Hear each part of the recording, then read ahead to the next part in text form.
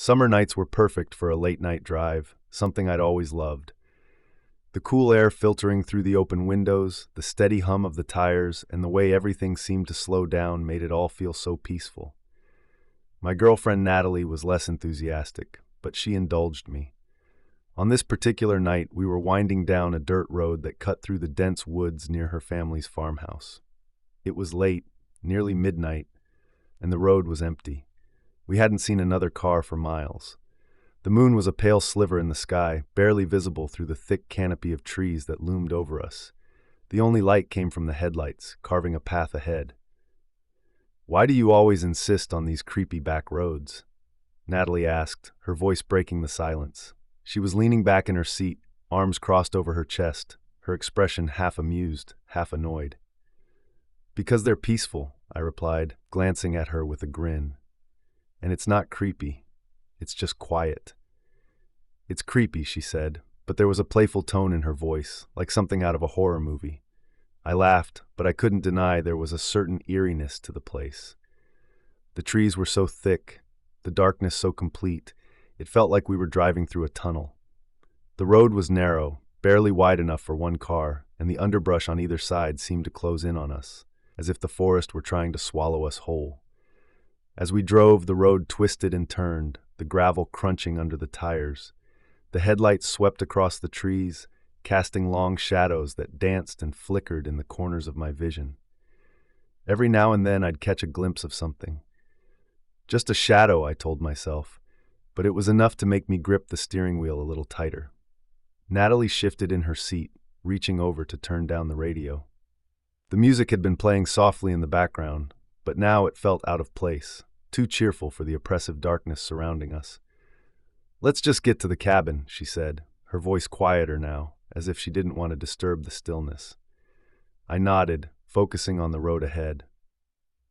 We were about 20 minutes away from the farmhouse, a cozy little place Natalie's family had owned for years. We'd spent many weekends there, hiking, fishing, just getting away from it all. But the road to the farmhouse was always the worst part, long, winding, and completely isolated. We continued driving in silence, the only sound the rumble of the truck's engine and the crunch of gravel under the tires. The road seemed to stretch on forever, the trees growing denser, the darkness deeper. I could feel the tension building in the air, a quiet unease that settled over us like a heavy blanket. And then, out of nowhere, the truck's headlights caught something on the side of the road. It was a man. At first, I thought it was just a tree or a large bush, but as we got closer, I realized it was a man, standing perfectly still at the edge of the road, just beyond the reach of the headlights. He was wearing a dark jacket, the hood pulled up over his head, and he was standing so still, I almost didn't believe he was real. "Did you see that?" Natalie whispered, her voice barely audible. "Yeah," I said, my heart starting to race. I saw him. I slowed the truck to a crawl, and my eyes locked on the figure in the darkness. As we drew nearer, the man didn't move. He just stood there, watching us, his face hidden in the shadows. A shiver ran down my spine. Something about the way he stood there, so still, so silent, made the hair on the back of my neck stand on end. There was something wrong about him, something that made me want to slam on the gas and get the hell out of there. But instead, I did something stupid. I rolled down the window. "Hey," I called out, my voice shaky. "Are you okay?" For a moment, there was no response.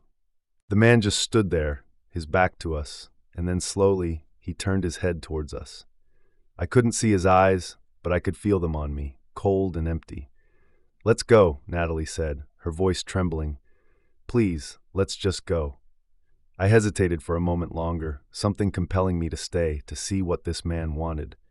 But the look on Natalie's face, the fear in her eyes, snapped me out of it. I nodded, rolling up the window and pressing down on the gas. The truck lurched forward, the headlights sweeping past the man as we sped down the road. I glanced in the rearview mirror, half expecting to see him standing in the middle of the road, watching us leave. But he was gone. We drove in silence for a few minutes, the tension between us thick enough to cut with a knife. My hands were shaking, my mind racing with 1,000 questions. Who was that man? What was he doing out here, in the middle of nowhere, so late at night? And more importantly, where did he go? I don't like this, Natalie said, breaking the silence. Something's not right. That guy, he didn't feel normal. I know, I said, trying to keep my voice steady. But he's gone now. We're almost at the farmhouse. We'll be fine. But even as I said it, I didn't believe it. The road seemed to stretch on forever, the trees pressing in on us from all sides. The darkness was so complete, it felt like we were the only two people left in the world.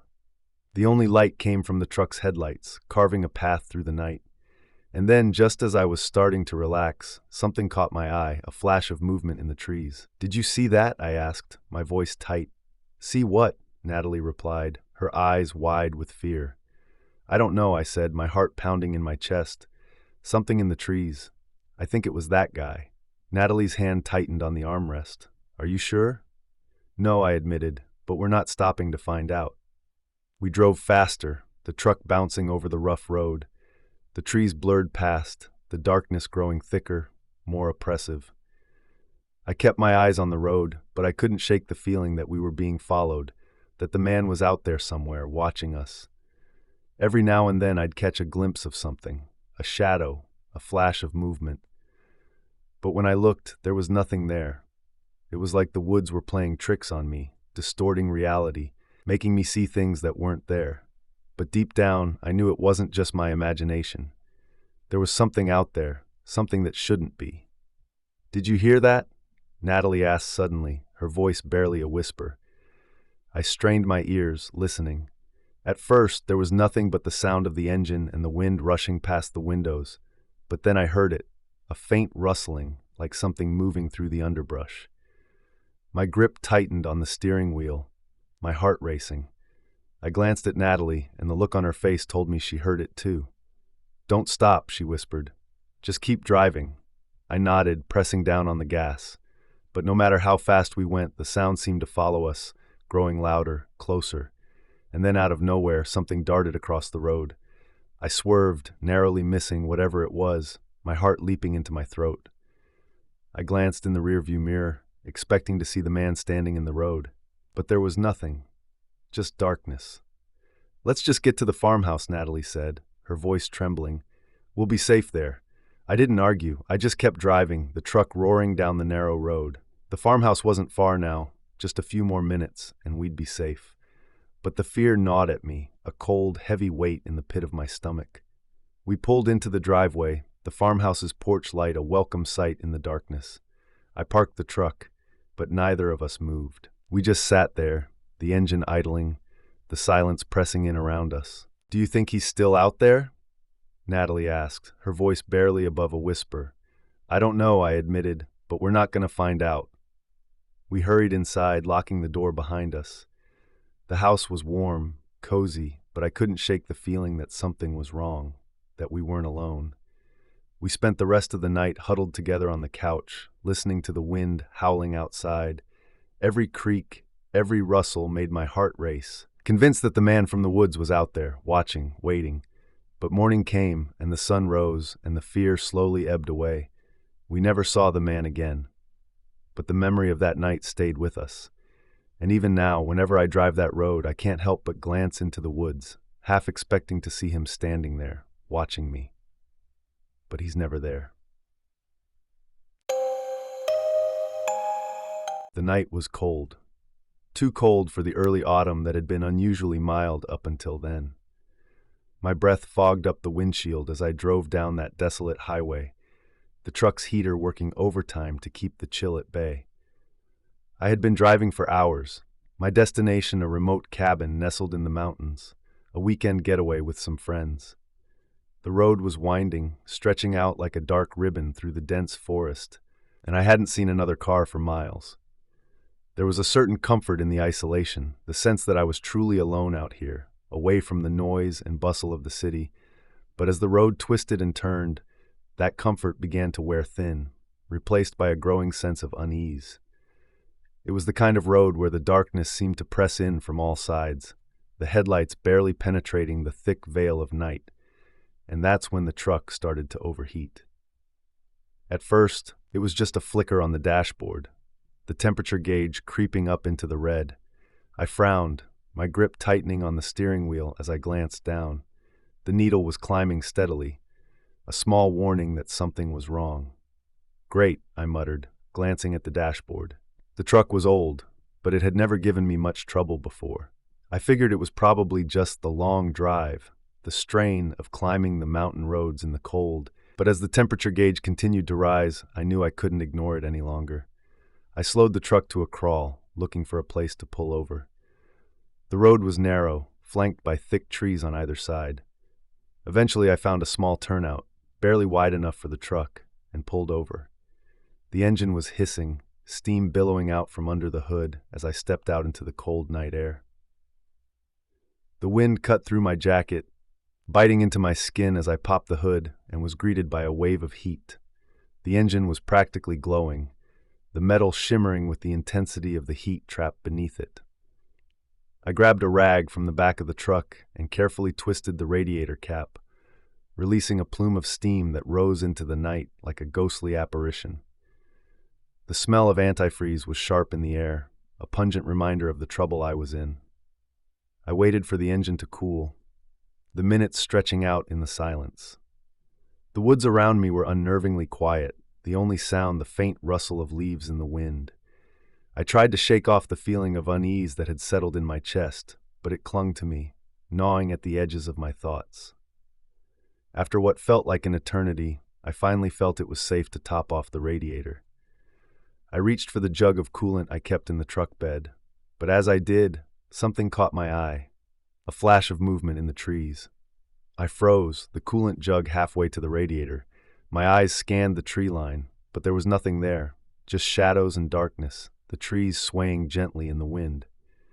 I shook my head, telling myself it was just my imagination, the isolation playing tricks on me. But as I poured the coolant into the radiator, I couldn't shake the feeling that I was being watched. The kind of trouble I was in wasn't uncommon. Anyone who's spent enough time on the road knows that breakdowns happen, usually at the most inconvenient times. I had been in situations like this before, stranded on the side of the road in the middle of nowhere, but something about this felt different, more unsettling. Maybe it was the cold or the darkness that seemed to press in on me from all sides, but I couldn't shake the feeling that I wasn't alone out here. I finished topping off the radiator, my hands shaking slightly as I screwed the cap back on. I needed to get out of here. The truck was old, but it should hold together long enough to make it to the cabin. I slammed the hood shut, glancing nervously at the trees, half expecting to see something lurking in the shadows. Nothing. I climbed back into the truck, my breath coming in quick, shallow bursts. The engine rumbled awake, but the sound did little to calm my nerves. I glanced at the temperature gauge, still in the red but holding steady. I needed to keep moving, to get out of this stretch of road and back onto the main highway. But as I pulled back onto the road, I couldn't shake the feeling that something was following me. Every so often, I would catch a glimpse of movement in the rearview mirror, a shadow darting between the trees, too fast to be human. My heart pounded in my chest, the adrenaline surging through my veins as I pressed down on the accelerator. The truck picked up speed, but the temperature gauge began to climb again, the engine straining against the cold. And then I saw it. A figure, standing in the middle of the road. I slammed on the brakes, the truck skidding to a stop just inches from the figure. My heart leaped into my throat as I stared at the man standing in the road, illuminated by the headlights. He was tall, dressed in a dark coat, his face obscured by a hood pulled low over his eyes. For a moment, we just stared at each other, the truck idling in the middle of the road. My mind raced, trying to make sense of what I was seeing. Who was he? What was he doing out here, in the middle of nowhere, on a freezing night like this? And then he took a step forward, his hand reaching out toward the truck. My instinct screamed at me to hit the gas, to get out of there as fast as I could. I rolled down the window, just a crack, the cold air rushing in. "Do you need help?" I called out, my voice shaking. He didn't respond. He just stood there, his hands still outstretched as if waiting for something. My mind raced with possibilities. Was he lost, hurt, or was this some kind of trap? The figure took another step forward, and I could see his face now, pale and drawn, his eyes hollow and lifeless.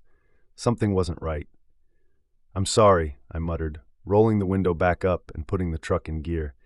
But before I could hit the gas, the man's hand slapped against the window, his face inches from the glass. His eyes locked onto mine, and I felt a cold dread settle in my gut. There was something wrong with him, something inhuman.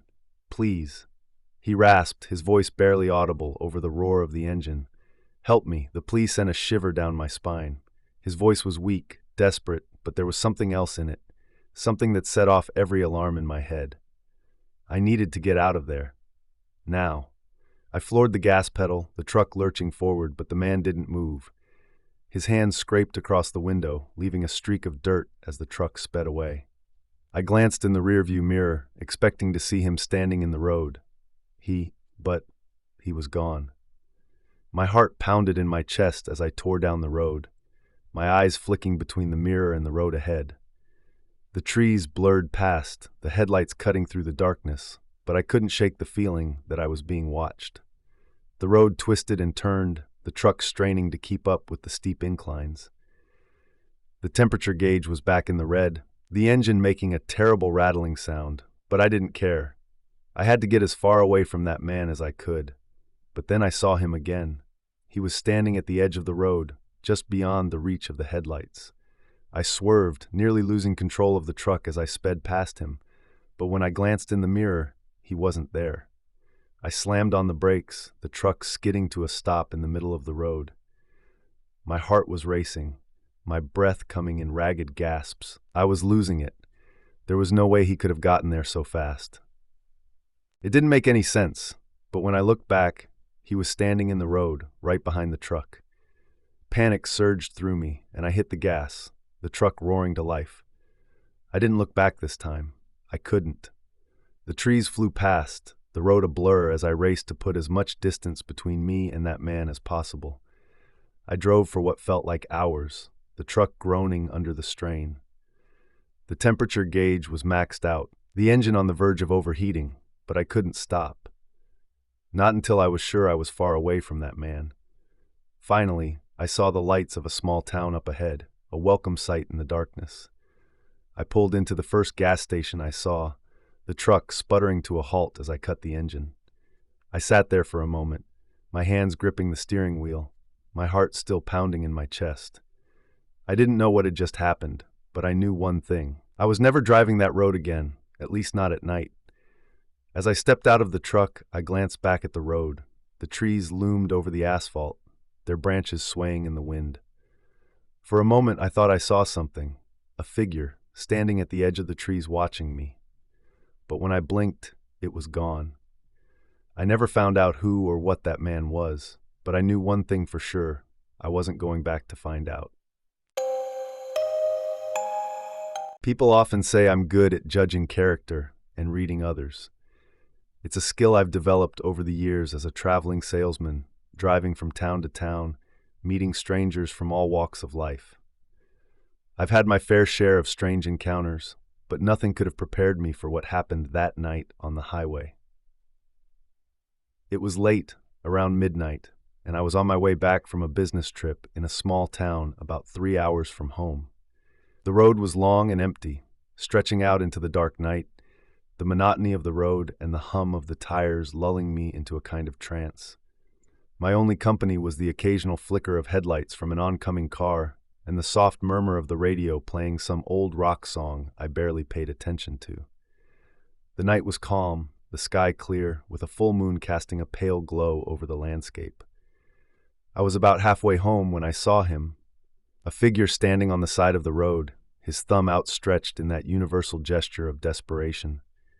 He was a young man, probably in his early 20s, with a backpack slung over one shoulder and a look of weariness etched into his features. His clothes were dirty, his hair disheveled, and there was a shadow of stubble on his face. But what struck me most was his eyes, dark, sunken, with a haunted look that made me hesitate, but only for a moment. I wasn't in a hurry, and the road was deserted. Something in me, maybe a sense of pity, maybe just the desire to break the monotony of the drive, compelled me to pull over. "Where are you headed?" I asked as he approached the passenger side window. "Anywhere but here," he replied, his voice flat, emotionless. I should have taken that as a warning, but I didn't. I unlocked the door, and he climbed in, tossing his backpack onto the floor between his feet. "Thanks," he muttered, barely looking at me. "No problem," I said, forcing a smile. "Rough night?" You could say that. We drove in silence for a while, the only sound the steady hum of the engine and the faint crackle of the radio. The guy didn't say much, just stared out the window, his fingers drumming a nervous rhythm on his knee. I tried to make small talk, asking him where he was from, where he was headed, but his answers were short and vague, just passing through, he'd say, or nowhere in particular.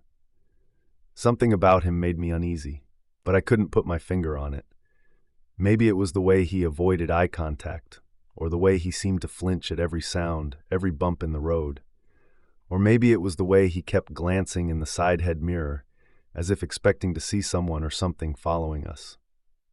I've picked up hitchhikers before, mostly college kids or drifters looking for a ride to the next town.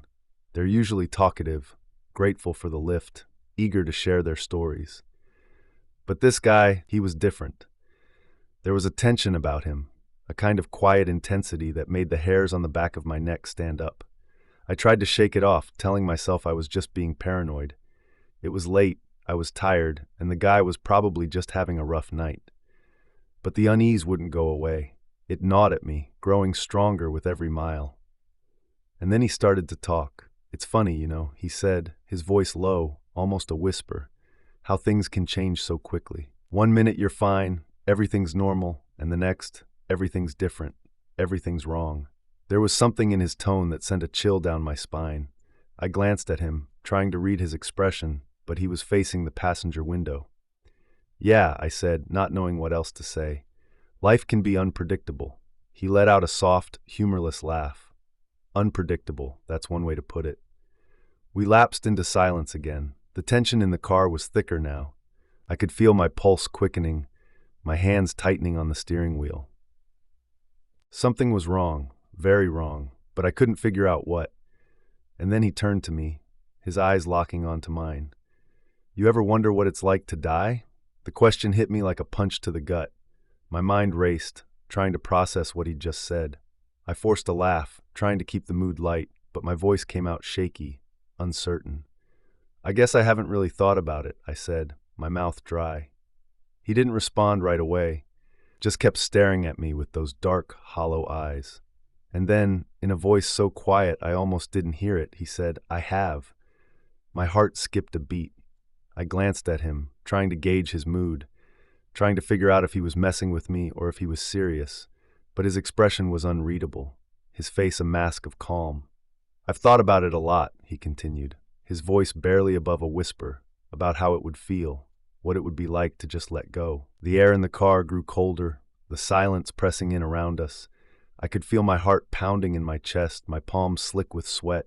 I didn't know what to say, didn't know how to respond. All I knew was that I wanted him out of my car, now. But before I could say anything, he spoke again. "I used to be like you," he said, his tone wistful, normal, happy, had a good job, a family, everything I could ever want. But then, something happened, something that changed everything. I swallowed hard, my throat tight. What happened? He smiled, but it was a cold, empty smile, devoid of any warmth. "I died," the words hung in the air, heavy with meaning. My mind raced, trying to make sense of what he was saying, but nothing made sense. Was he speaking metaphorically, or was he serious? I didn't have time to think before he continued. "It wasn't quick," he said, his voice growing softer, more distant. "It was slow, painful. I could feel everything, every moment, every sensation, the fear, the pain, the darkness. It was like being trapped in a nightmare you can't wake up from." I glanced at him, and for a split second, I thought I saw something in his eyes, a flicker of pain, of fear. But it was gone as quickly as it appeared, replaced by that same cold, empty stare. "And then it was over," he said, his voice flat, emotionless. And I was different. I wasn't the same person anymore. Something inside me had changed. Something dark, something wrong. My breath caught in my throat, my mind racing. This guy, whoever he was clearly disturbed. But there was something else, something in the way he spoke, in the way he looked at me, that made me believe he was telling the truth. And that terrified me. I wanted to stop the car, to pull over and tell him to get out, but I couldn't. My hands were frozen on the steering wheel, my body paralyzed by fear. All I could do was keep driving, the road stretching out before us. "You know what the worst part is?" he asked, his voice barely audible. I shook my head, not trusting myself to speak. "The worst part is, you never really leave. You're stuck in that moment, that place forever. And no matter how far you run, no matter how hard you try, you can't escape it." I swallowed hard, my heart pounding in my chest. What do you mean?" He turned to me, his eyes locking onto mine, and for the first time I saw a flicker of something in his expression. Desperation, fear, anger. "You can't escape," he said, his voice rising. "No matter how fast you drive, no matter how far you go, it's always there, waiting for you, watching you, ready to take you back." The tension in the car was unbearable, the air thick with fear and uncertainty. I didn't know what to do, didn't know how to get out of this situation. All I knew was that I needed to get away from him now. But before I could say anything, he leaned in closer, his breath hot on my neck. "Do you want to know what it feels like?" he whispered, his voice dripping with malice. "Do you want to know what it's like to die?" My breath caught in my throat, my body trembling with fear. I couldn't speak, couldn't move. All I could do was sit there, frozen in terror, as he reached out, his hand hovering just inches from my arm. And then, without warning, he started to laugh. It was a cold, empty laugh, devoid of any joy or humor. It sent shivers down my spine, made my blood run cold. I wanted to scream, to shove him out of the car, but I couldn't. I was trapped in this nightmare with no way out. And then, just as suddenly as it had started, the laughter stopped. He leaned back in his seat, his expression calm, almost serene. "Don't worry," he said, his voice soft, almost gentle. "It's not your time yet." I didn't know what to say, didn't know how to respond. All I knew was that I needed to get out of this situation fast, so I did the only thing I could think of. I slammed on the brakes. The car screeched to a halt, the tires skidding on the pavement. Before he could react, I threw open the door and bolted, running as fast as I could into the night. I didn't look back, didn't stop, my heart pounding, my breath ragged. When I finally stopped, I collapsed on the side of the road, my body trembling with fear. And when I looked back, he was gone. The car was empty. His words, his laughter, they stayed with me, haunting me. Even now, I can still hear him, whispering in my ear, telling me that it's not over, not yet. I'm the kind of person who finds peace in nighttime drives. The darkness, the empty streets, and the silence of the sleeping world have a calming effect on me. It's like the world pauses just for me, giving me space to think, reflect, and enjoy the solitude. That night started like any other. I was driving home from my friend's place, about a 30-minute trip through some back roads and wooded areas.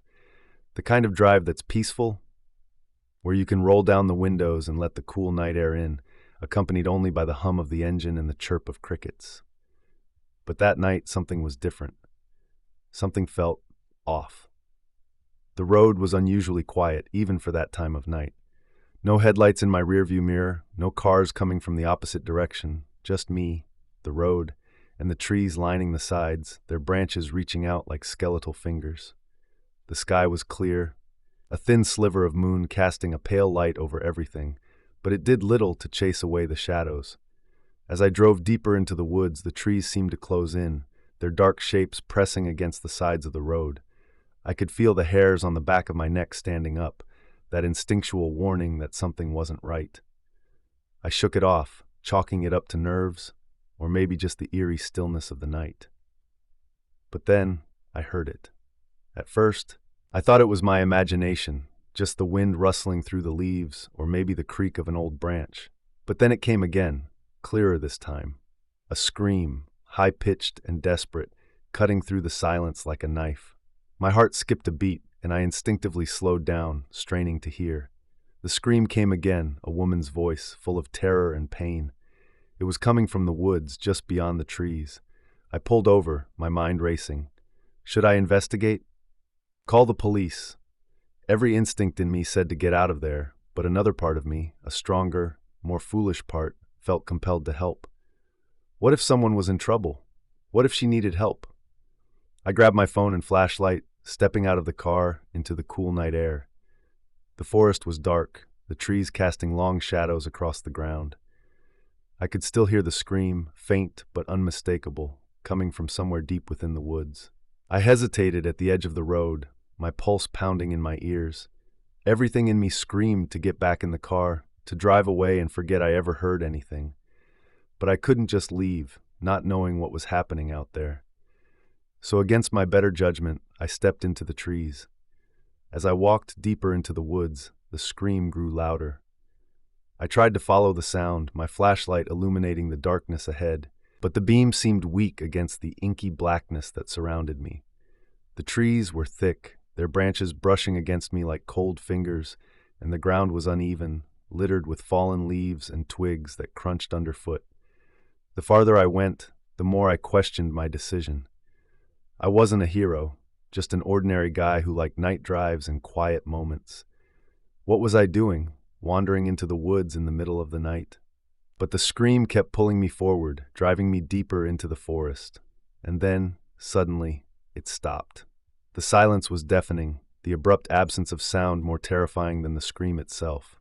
I stood there, frozen, my heart racing as I scanned the trees with my flashlight. But there was nothing, just the darkness and the oppressive stillness of the woods. A wave of fear washed over me, cold and paralyzing. What if this was a trap? What if someone was luring me into the woods for some sinister purpose? My mind raced with possibilities, each one more horrifying than the last. I could feel my breath quicken, my hands shaking as I gripped the flashlight. Then, out of the silence, I heard it again. A soft, almost imperceptible sound, like a whisper carried on the wind. I strained to listen, turning slowly on the spot, and then I heard it clearly. It was behind me. I spun around, the flashlight beam slicing through the darkness. But there was nothing there, just trees and shadows. But the whisper continued, closer now, brushing against my ear like a cold breath. "Help me." The voice was soft, pleading, and I felt a chill run down my spine. It was the same voice that had screamed, but now it was different, less desperate, more insistent, as if it was trying to draw me closer. The normalcy of the night drive had completely evaporated, replaced by an overwhelming sense of dread. I was no longer in control, no longer enjoying the solitude. Now I was trapped in a nightmare, a dark and twisted version of the peace I had sought. I started to back away, my instincts screaming at me to run, to get out of the woods before it was too late. But the voice followed me, growing louder, more urgent. "Help me." I couldn't see her, but I could feel her presence, close and menacing. The flashlight beam flickered, and for a brief moment I thought I saw a shadowy figure just at the edge of the light, but when I focused, it was gone. The whisper grew more insistent, the voice taking on a sharper, more demanding tone. "Help me." My blood turned to ice. The voice was no longer pleading, it was threatening. I could feel the cold breath on my neck, sending shivers down my spine. I turned and ran, stumbling over roots and fallen branches, desperate to get back to my car, but the voice didn't let up. It followed me, hissing in my ear, each word dripping with malice. "Help me. I need you." I broke through the trees, the road just ahead, my car parked where I'd left it. But the voice was right behind me now, right so close I could feel the breath on my skin, icy and sharp. "Help me, or you'll never leave." I reached the car, fumbling with the keys, my hands shaking so badly I could barely get the door open. The whisper was in my ear now, cold and venomous, wrapping around my mind like a noose. "Help me, or you'll regret it." I finally managed to get the door open and threw myself inside, slamming it shut behind me. My heart was pounding, my breath coming in ragged gasps. I locked the doors, like turning the key in the ignition, praying the engine would start. For a moment, nothing happened. The car was dead, the engine refusing to turn over. And then, out of the corner of my eye, I saw it, a figure standing at the edge of the woods, just beyond the reach of the headlights. It was a woman, or at least something that looked like a woman. Her face was obscured, hidden in the shadows, but I could feel her eyes on me, burning with anger and hatred. And then she started to move, gliding toward the car with unnatural speed. The engine roared to life and I slammed my foot on the gas, the tires screeching as I peeled out onto the road. The figure disappeared from view, swallowed by the darkness, but the voice stayed with me, echoing in my mind. "Help me, or you'll never leave." I drove faster than I ever had before, the road a blur of trees and shadows. The voice slowly faded, replaced by the roar of the engine and the pounding of my heart, but the fear remained, a cold knot in the pit of my stomach. I didn't stop until I reached my driveway, the safety of home finally within reach. But even as I stepped inside, locking the door behind me, I couldn't shake the feeling that something had followed me, something dark and malevolent. I collapsed on the couch, my hands still shaking, my mind racing with what I had experienced. What was she? Why had she called out to me? And what would have happened if I hadn't run? I turned on the TV, hoping to drown out the lingering fear with the comforting noise of the world, but the news only deepened my dread. A woman's body had been found in the woods that night, just a few miles from where I had been. The details were scarce, but the reporter mentioned something that made my blood run cold. She had been found alone, her body cold and stiff, her face twisted in terror. The story ended with a request for anyone with information to come forward, but I knew I wouldn't be one of them. What could I say? That I heard her screams, followed them into the woods, and then ran like a coward when I felt her presence? No. I kept my mouth shut, but the fear didn't go away. It lingered. A dark shadow at the edge of my thoughts, whispering in the back of my mind, "Help me, or you'll regret it." I haven't driven that road since, and I never will. But every now and then when I'm alone in the dark, I think I hear her voice again, soft and distant, calling me back. Help me. And I know deep down that if I ever listen, if I ever go back, I'll never leave. If these stories sent shivers down your spine, don't forget to hit that like button and share with someone who loves a good scare. Make sure you're subscribed with notifications on so you never miss out on our next chilling tale. Stay safe out there, and remember, the night hides more than you think. See you in the next nightmare.